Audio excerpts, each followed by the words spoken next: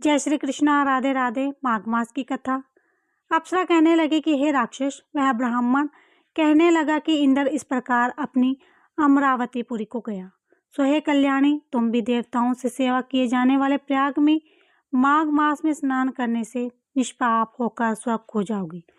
सो मैंने उन ब्राह्मणों के ये वचन सुनकर उनके पैरों में पड़कर प्रणाम किया और घर में आकर सब भाई बंधु नौकर चाकर धन आदि त्याग कर सिर को नष्ट होने वाली वस्तु समझकर घर से निकली और माघ में गंगा यमुना के संगम पर जाकर स्नान किया। सो हे निशाचर, 3 दिन के स्नान से मेरे सब पाप नष्ट हो गए और 27 दिन के पुण्य से मैं देवता हो गई और पार्वती जी की सखी होकर सुख से निवास करती हूँ। इसीलिए मैं प्रयाग के महात्म्य को याद करके सब देवताओं के सहित माघ में प्रयाग स्नान करती हूँ। सो मैंने अपना सब वृत्तांत तुमसे कहा। तुम भी इस योनि में पड़ने और कुरूप होने का सब कारण बताओ। तुम्हारी दाढ़ी और मुझे बहुत बड़ी बड़ी हो गई हैं और पार्वती जी की गुफा में वास करती हूँ। निशाचर कहने लगा कि हे भद्रे, सज्जनों से गुप्त बात कहने भी कोई हानि नहीं। मुझको अब कोई संशय नहीं रहा कि मेरा उद्धार तुमसे ही होगा। सो मैं अपना सब वृत्तांत तुमसे कहता हूँ। मैं काशी में वेदों का ज्ञाता था और बड़े उच्च कुल में ब्राह्मण के घर में जन्म लिया था। मैंने राजा पापी शूद्र तथा वैश्यों से अनेक प्रकार से दान लिए। मैंने दान लेने में चंडाल को भी नहीं छोड़ा। उस जन्म में मैंने कोई भी धर्म नहीं किया।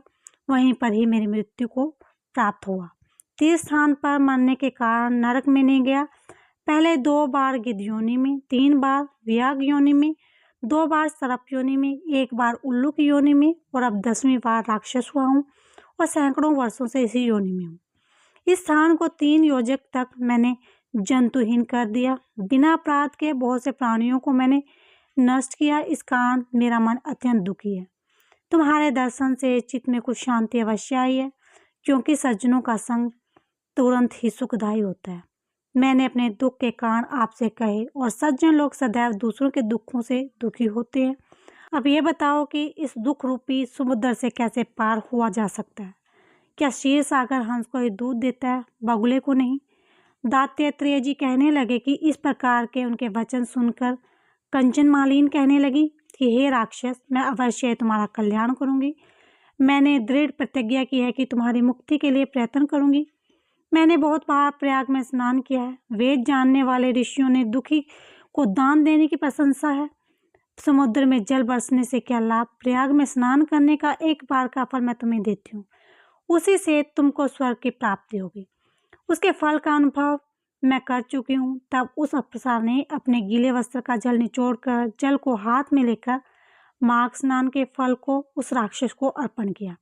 उसी समय पुण्य प्राप्त वह राक्षस शरीर को छोड़कर तेजमान सूर्य के सदृश देवता का रूप हो गया।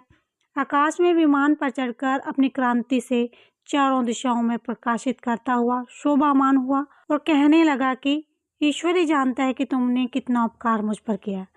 अब भी कृपा कुछ शिक्षा दो जिससे मैं पाप न करूं। अब मैं तुम्हारी आज्ञा पाकर स्वर्ग में जाऊंगा।